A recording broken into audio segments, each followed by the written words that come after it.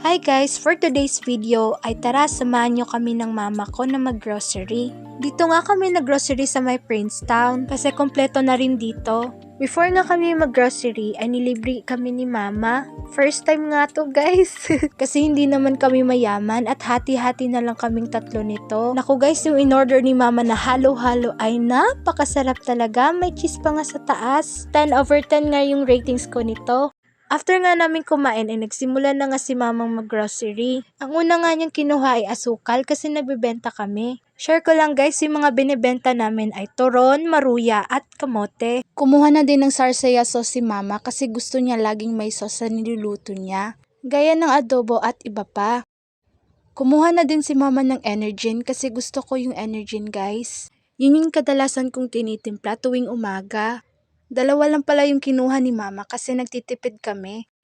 Pagkatapos nga nito guys ay pumunta kami ni mama sa may sabunan at kumuha din kami ng Bioderm. Pagkatapos nga nun ay gustong gusto talaga ni mama bumili ng lotion kaso guys medyo mahal yung lotion na gusto niya.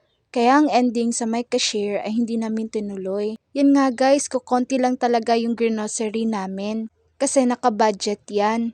Almost 200 yung budget ni mama. Kumuha nga din si mama ng perla kasi yun yung ginagamit namin sa aming mukha. At in fairness guys, effective siya sa amin. Pagkatapos nun ay kumuha na nga si mama ng sabong panlaba. Wings nga yung madalas niyang ginagamit guys. Kasi marami itong laman. Nagka-interest nga si mama dito sa may lalagyan na malaki kasi dito niya gusto ilagay yung binibenta niya. Pero guys, nakabili na si mama. Kino-compare lang niya kung gaano ba kalaki itong mga lalagyan. Malapit na nga kaming magbayad at kung makikita nyo, napakasimple nga ng mama ko. Yang mama ko guys ay napakasipag.